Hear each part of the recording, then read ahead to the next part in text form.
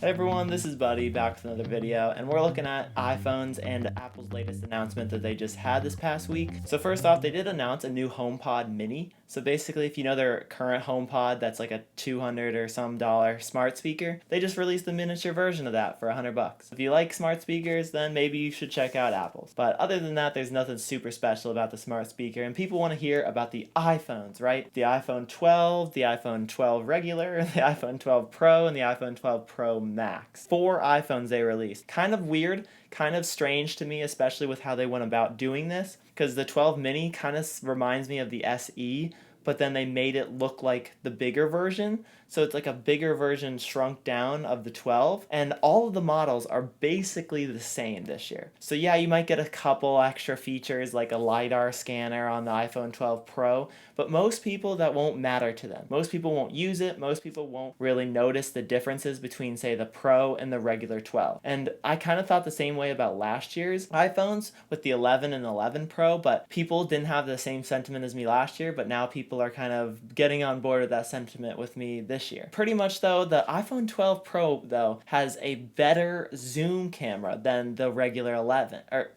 than the regular 12. So that is good. I think the 2.5 times zoom is just this much better than the 2 times zoom, but overall you're not really going to notice a difference between real world usage. I still think people are going to gravitate towards the 12 Pro just because it has Pro in the name, it's more expensive, and Apple's all about looking like you got a lot of money. So people are still going to go out and buy that 12 Pro. Any of them, though, are still good to buy. I think the 12 Pro Mini is a bit weird and a bit small, although I haven't had it in my hand, but it also kind of will signify to people that you maybe have a phone that they don't really know that much about because it's so small and they're not used to that, because the 12 Pro and the 12 Pro Max are so big and actually bigger than last year's models that you actually do put yourself in a different category by going with that. That being said, hot take, the iPhones really weren't that big of an upgrade this year.